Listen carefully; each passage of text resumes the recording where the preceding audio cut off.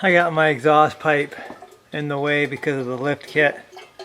Had to modify the crossover, so that's kind of why the oil's hitting that. Not a big deal, just wash it off.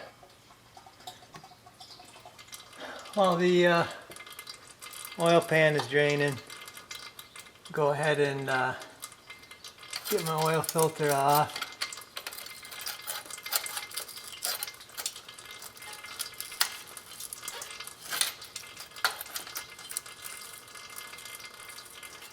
I don't have the right strap, wrench.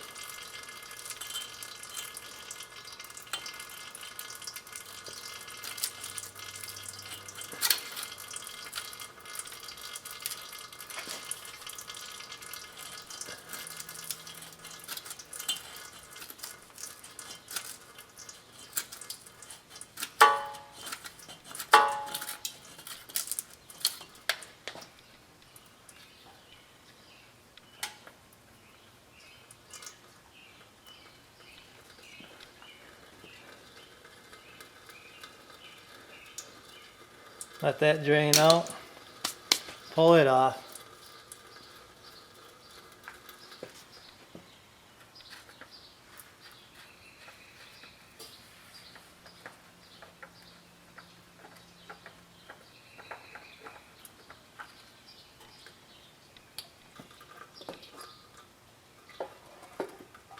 Pretty spoiled having a lift here to change oil. Makes it pretty easy, simple. Let that drain for a little bit. Okay, so here's what I'm using on my oil change. Go with the Mobile one, high mileage full synthetic 530.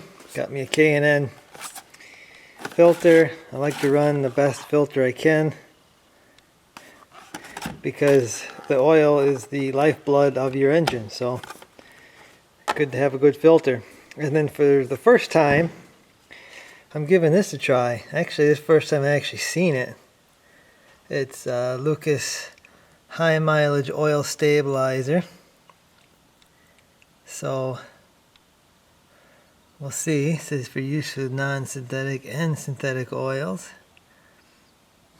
I usually run the regular Lucas oil stabilizer, but like I said, I just happen to see this high mileage one. I think 260,000 is considered high mileage, so I'm going to give that one a try this time.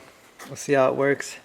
The truck does have the typical Chevy tick, lifter tick or whatever it is that they get after I don't know, 100,000 or so. It seems like they start ticking.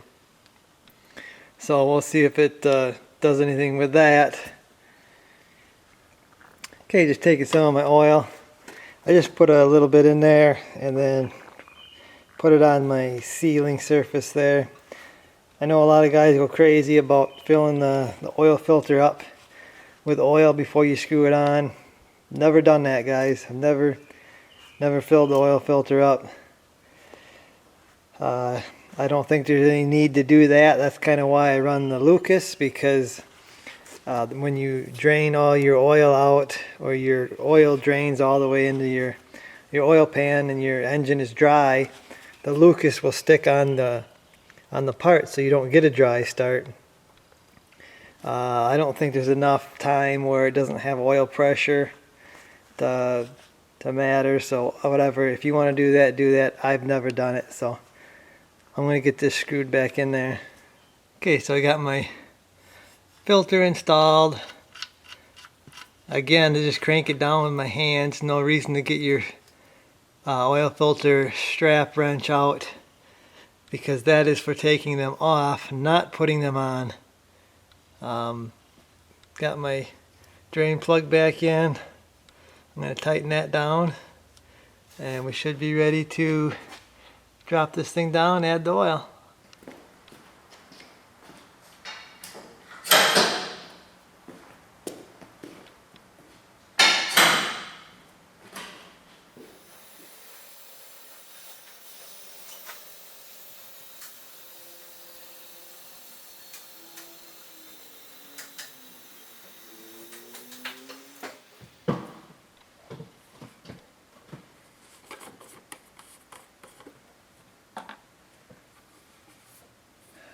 Okay, so adding my oil now. The way I usually do this is I add half of this gallon in, and then I put the Lucas in because it's thicker. I'll let the thinner oil kind of wash it down everywhere. That's just the way I do it. Seems to work out just fine.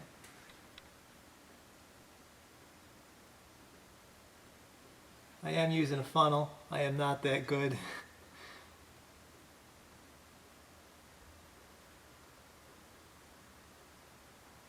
Should take 6 quarts.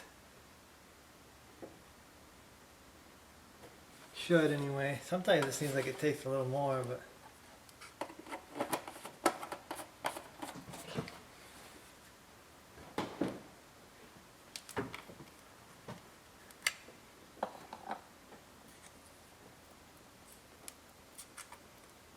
see if this Lucas looks any different than the normal stuff.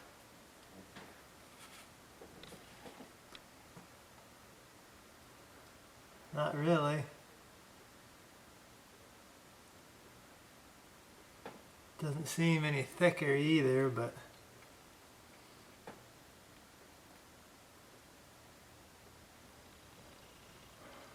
you can see the stuff going in.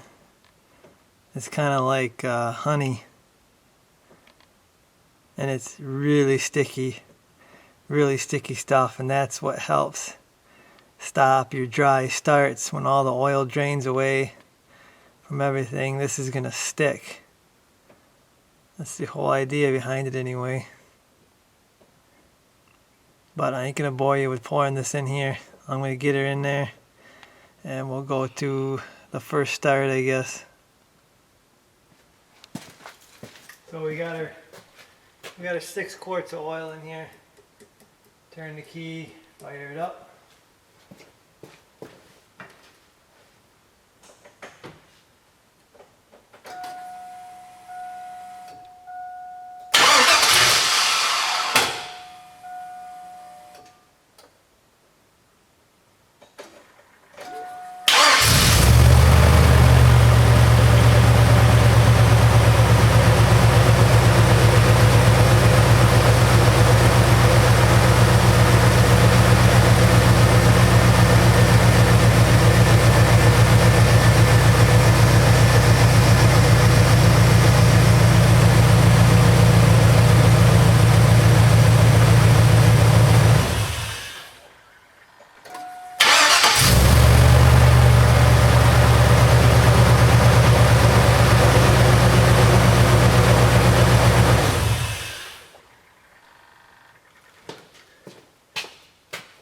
Might be a little quieter.